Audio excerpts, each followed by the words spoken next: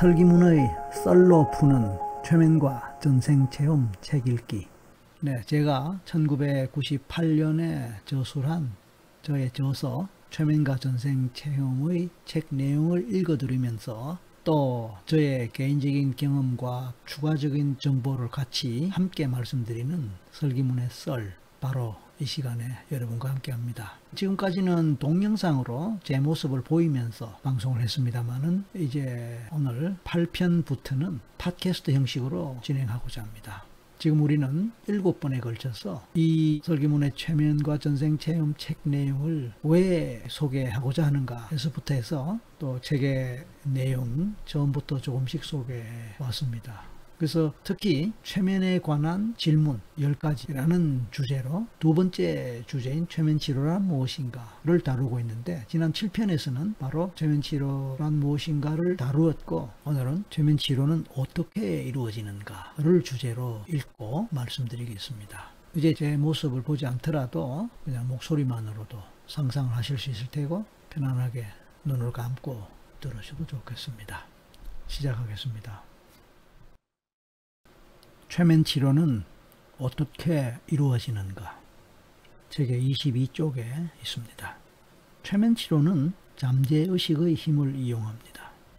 인간의 잠재의식 속에는 자연치유력이 내재해 있기 때문에 잠재의식이 활성화된 최면 상태에서는 약이나 물리적인 치료와 같이 외부의 개입에 의한 치료가 아닌 자가치료가 가능하다.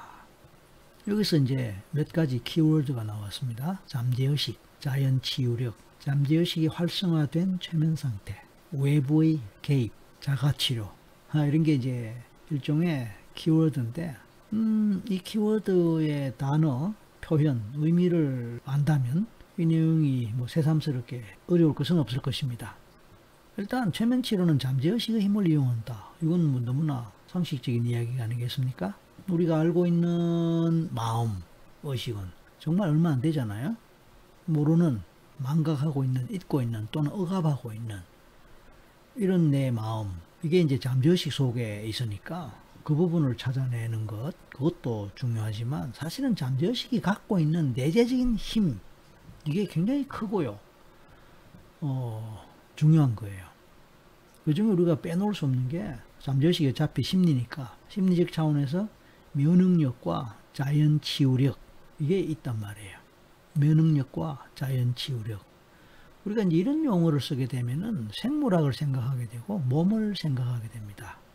우리가 몸에 상처가 나면은 요즘은 뭐 약도 발달하고 좋은 약도 많이 있으니까 뭐 바로 약을 바르지만, 옛날에는 약이 뭐 그렇게 잘 없잖아요. 귀하고 또 못 살고 먹고 살기 바쁘다 보니까 어디 조금 아프고 뭐 다치고 해도 신경 쓰고 관심 쓸 여유가 없었습니다. 그러니까 이제 그냥 지나는 거죠. 피가 나도 그냥 잠깐 피를 닦아내고 또 피가 더 이상 나지 않도록 동여매고 뭐 또 일하는 거죠. 그런데 시간 지나면 낫거든요. 또 감기 걸리면은 굳이 약 먹지 않고 병원에 안 가도 따뜻하게 하고 좀 쉬고 잠 푹 자고 하면 또 낫거든요. 이런 걸 두고 우리가 자연치유력에 의해서 치유되었다, 힐링이란 말이 이럴 때 하는 말이죠. 치료란 말보다는 이럴 때는 치유란 말을 쓰고 힐링이란 말을 쓰는데, 아무튼 이게 바로 인체가 갖고 있는 기본적인 스스로를 치료할 수 있는 자생적인 힘, 이 자연치유력이거든요. 저절로 나을 수 있다는 겁니다. 굳이 뭐 외부적 개입, 그러니까 약을 먹거나 침을 맞거나 또 뭐 수술을 하거나 약을 바르거나 하는 그런 외부적 개입 없이도 저절로 나을 수 있다는 겁니다. 그리고 이제 이것과 빼놓을 수 없는 개념이 면역력이죠. 실제로 우리 주변에는, 환경에는 병균, 바이러스 엄청나게 많거든요. 심지어 우리 입 속에도 엄청나게 많다는 겁니다. 우리가 먹는 음식 속에도, 우리 손에도 엄청나게 많지만, 그것이 비록 나쁜 균이라 하더라도 면역력이 있기 때문에 그 정도는 큰 문제 없이 이겨낸다는 겁니다. 다만 우리가 몸이 약해진 상태에서 그 정도가 심할 때, 그러니까 병균에 노출된 정도가 심할 때는 좀 문제가 되겠지요. 그래서 우리가 코로나 시기를 겪었지 않습니까? 그때 늘 강조되던 게 면역력을 강화해야 된다, 면역력을 높여야 된다. 웬만한 면역력이 높으면은 치명적인 어떤 그런 어려움은 겪지 않는다, 그 얘기죠. 우리 몸이 스스로를 지키고 방어할 수 있는 힘이 기본적으로 태생적으로 천성적으로 있다는 거죠. 전방에서 군인들이 보초를 서지 않습니까? 경계 근무를 하지 않습니까?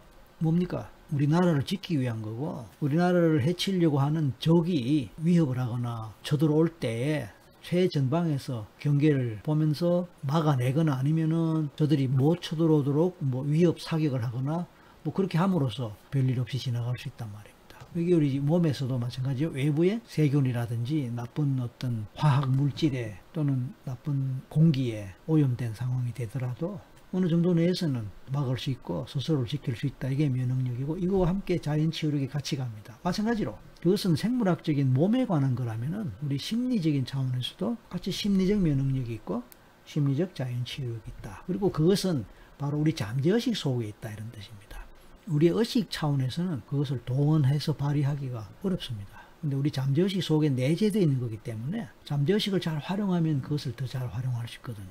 근데 그 잠재의식을 활용할 수 있는 채널이 바로 최면이다, 이 말 아닙니까? 그러니까 최면 상태가 되면은 그 잠재의식이 활성화되고, 그렇게 활성화되면은 그 안에 내재되어 있던 면역력이나 자연 치유력이 또 활성화되어서 스스로를 낫게 할 수 있는, 스스로를 상처를 입더라도 크게 충격을 받지 않을 수 있는 그런 힘을 발휘한다, 이런 뜻입니다. 그리고 굳이 전문가한테 최면을 받거나 또 전문가한테 심리 상담을 받지 않더라도 스스로 자기를 어느 정도는 케어할 수 있는 잠재력이 이미 있다는 겁니다. 그게 자가치료라고 하는 것이죠. 셀프 헬프라고 합니다. 셀프 헬프. 스스로 돕는다. 자조라는 말을 씁니다. 한자말로 자조. 옛날에 그 새마을운동 한참 할 때 1960년대 70년대 저희 어릴 때입니다. 어릴 때 또는 젊을 때 그 시절에는 자조란 말을 많이 썼어요. 새마을운동의 캐치프레이즈 그게 건면 자조 협동 뭐 이렇게 하면서 자조란 말을 많이 씁니다. 스스로를 돕는다. 하늘은 스스로 돕는 자를 돕는다. 그러니까 자가치료 마찬가지입니다. 남의 도움 필요 없이 스스로 해결할 수 있다. 최면이 바로 그런 특성이 있어요. 다만 이제 원리를 잘 알고 또 잘 활용할 수 있는 요령을 안다면 최면을 공부해서 스스로 자기를 돕고, 어떤 문제가 생기더라도, 고통이 있더라도 또는 증상이 있고 병이 있더라도 스스로 셀프 최면을 해서 극복하는 그런 사례들 굉장히 많고, 또 실제로 그렇게 될 수 있다는 겁니다. 물론 이제 전문가가 최면할 줄 아는 사람이 다른 사람에게 직접 기법을 적용해서 하는 것은 이제 전문적인 거고요. 그럴 때는 일종의 이제 외부적 개입이 되겠죠. 물론 이 외부의 개입은 몸과 관련한 그 외부 개입하고는 또 다르죠. 왜냐하면 외부 개입은 심리적으로 영향을 미치는 것을 말합니다. 정치인들은 국민들한테 어떤 연설을 통해서, 어떤 메시지를 통해서, 기자회견을 통해서 영향을 미치지 않습니까? 국민의 삶에 영향을 미치는데 그 영향은 심리적 영향이 굉장히 크죠. 선생님도 학생들한테 단순하게 어떤 지식만 전달하는 게 아니고 훈시를 하고 교훈을 주고, 그죠? 나무라거나 충고를 하면서 심리적으로 영향을 미치는 겁니다. 요즘 인플루언서라는 게 있지 않습니까? 인플루언서. SNS에 많은 팔로워를 거느리는 사람이 참 인플루언서다. 왜냐하면 사람들에게 영향을 미치니까요. 그 사람이 뭐 어떤 물건을 써봤더니 좋더라, 아니면 그 사람이 어떤 옷을 입고 이렇게 사진을 올렸는데 그걸 보고 다른 사람들도 그 물건을 사거나 그 옷을 사입더라. 그러니까 이게 그 물건을 사고 그 옷을 사입더라. 그러니까 이게 이제 마케팅에 활용돼서, 그죠? 인플루언서 또는 유명인들을 모델로 쓰고 그렇게 하지 않습니까? 그러니까 결국은 심리적 영향을 미친다. 마케팅 자체가 바로 어떤 부분에서는 소비자, 고객들의 심리적 영향을 미쳐서 자신들의 상품을 더 많이 사게 하고 자신들 기업에 더 호감을 갖도록 하는, 자기 회사에 호감을 갖게 하고 상품에 호감을 갖게 하고 결국은 구매로 이어지게 하는, 이게 다 심리적 개입이고 심리적 영향력을 미치는 이게 이제 최면하고 같은 거죠. 그 최면은 좀 더 직접적으로 좀 더 강한 힘을 발휘하죠. 최면에서 암시라는 말을 쓰는데 마찬가지죠. 영향을 미치는 걸 말합니다. 그래서 이게 또 최면의 원리도 해당되겠지만 최면 치료가 이루어지는 것이 바로 이런 원리에서 시작한다, 이렇게 보실 수 있겠습니다. 자, 인간이 지닌 장애들은 특히 어린 시절의 경험에 원인이 있는 경우가 많으며 흔히 말하는 시민성 질환이나 장애들은 특히 그러하다. 그런데 어린 시절의 경험들은 시간이 지나면서 대부분 망각되기 마련이다. 자, 망각이 된다 했는데 참 좋은 거지요. 우리가 과거에 힘들었던 거 다 기억하고 그걸 떠올리고 하면 어떻게 살겠습니까? 엄마 뱃속에 있었을 때 엄마가 놀랬고 엄마가 스트레스 받았던 거 그거 우리 태아가 다 기억하면은 아유 힘들겠죠. 그리고 아기 때 배고파서 울었던 기억, 아기 때 잠에서 깨어났는데 엄마가 없어서 무서웠던 기억, 예를 들어서 또 이런저런 이유로 놀랐던 기억, 공포스러웠던 기억 그거 다 기억하면 우리가 못 살죠. 그러니까 이 망각이라는 심리적 어떤 장치 비슷한 그런 거죠. 통해서 우리는 잊고 사는 거예요. 얼마나 좋습니까? 어떤 사고를 경험하고 어떤 놀라는 일, 공포스러운 일을 경험했는데 그때는 너무 놀래서 너무 고통스럽죠. 잠도 못 자고 계속 생각나서 막 울고 불안에 떨고 그러는 사람이 1년 뒤에는 멀쩡하게 또 살아가거든요. 2년 뒤에는 더 멀쩡하게 살아갑니다. 왜 그렇게 되느냐? 어떻게 되느냐? 하면 아유 뭐 다 지난 일인데 뭐. 그때는 정말 힘들었는데 내가 왜 그렇게 내가 그 민감하게 반응했는지 모르겠고 그때는 내가 왜 그랬는지 모르겠어. 지금 생각하니까 아유 뭐 별일 아닌데 지금 생각해 보니까 내가 잘못한 일인데 왜 상대방이 그렇게 원망스러운지 모르겠어. 뭐 이런 얘기를 한단 말입니다. 세월이 약이란 말을 이럴 때 하는 거예요. 세월이 지나니까 그냥 잊혀지고 세월이 지나니까 아이 뭐 그럴 수도 있지 그런 마음이 들고 그래서 희미해지고 그래서 마음이 멀어지면서 이제는 뭐 그런 일이 있었다는 거는 기억하지만 그것 때문에 상처로서 영향을 받지 않는 그런 게 이제 일종의 자연치유력입니다. 심리적 자연치유력이 발휘되면서 마음이 조금씩 그 사건 그 기억으로부터 멀어지면서 편안해지는 것이죠.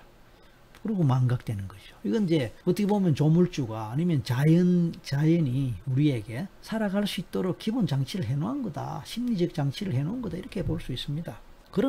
그러나 이러한 기억들은 의식의 차원에서는 사라졌을지 모르지만 잠재의식 속에는 고스란히 저장되어 있다. 맞아요. 의식에서라도 기억 안 나니까 좋잖아요.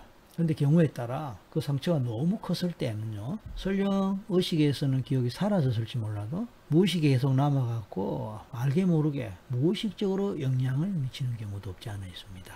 근데 이런 경우에 자기가 이유를 모르게 그냥 상처의 영향을 받고 그 기억이 의식에는 없지만 무의식에 기억되어 있는 잠재의식에 기억되어 있는 그 영향을 받는다고 볼 수 있죠.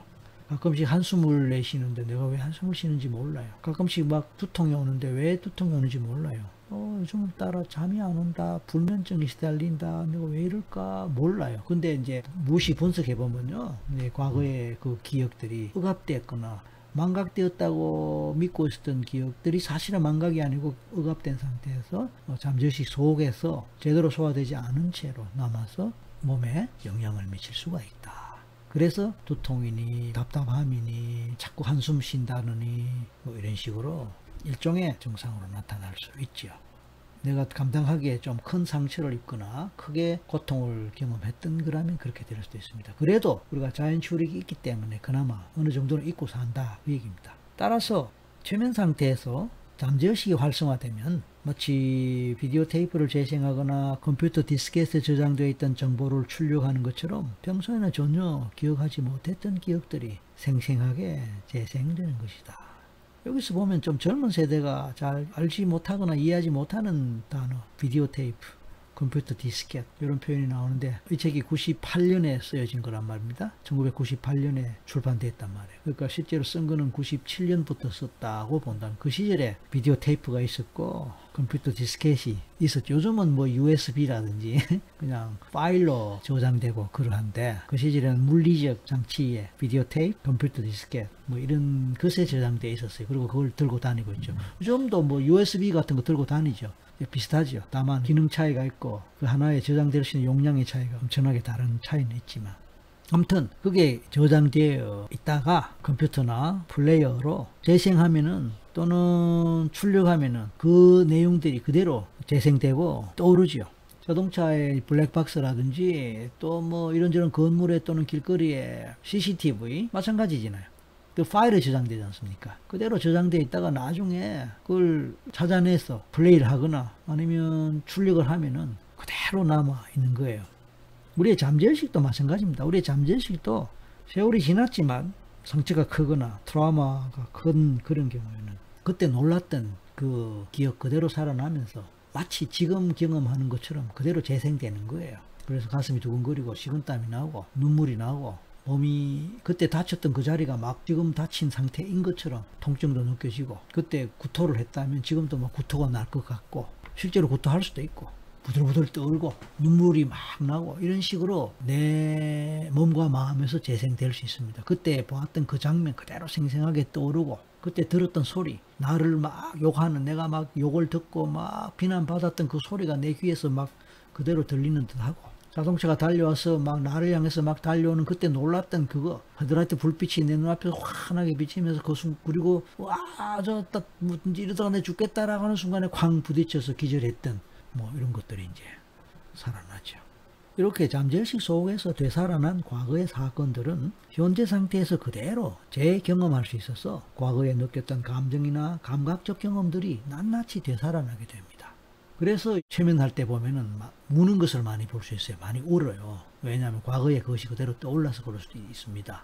또 전생 체험할 때도 막 울고, 심지어는 막 어떻게 보면은 그 장면을 그대로 묘사하기는 어렵지만 막 소리 지르고 막 의자를 탕탕 치기도 하고 막 발을 구르기도 하고 뭐 이런단 말이죠. 왜냐하면은 굉장히 공포스러운 전생 장면을 떠올리기 때문에 그렇거든요. 그 다음에 물에 던져져서 물에서 익사하고 죽는 경우가 있단 말이에요. 물에 빠져서 그럴 수도 있지만, 누가 밀어갖고, 아니면 이제 벌을 받는, 아니면 누군가 나를 고통 주기 위하고 나를 죽이기 위해서 온몸을 묶어서, 영화 보면 나오잖아요. 물에 떠밀어, 바다에서나 강에서 떠밀어 버리니까 그대로 물 속에서 물을 마시면서 숨을 못 쉬고 죽는 거죠. 그럴 때 막 그 순간의 경험 그대로 뭐 이런, 그러면서 발부둥 치는 그걸 그대로 표출하거든요. 그러면 이제 그런 장면 보면 사실 무섭지요. 왜냐하면 과거에 느꼈던 감정이나 감각적 경험들이, 감각적 경험, 그죠? 이게 그대로 낱낱이 되살아나게 됩니다. 이것은 어릴 때 고향에서 뛰놀던 장면을 생각하면 오히려 가슴이 뭉클해지고 그리워지고 또 행복해지는 그런 경우도 있죠. 이거는 긍정적인 겁니다.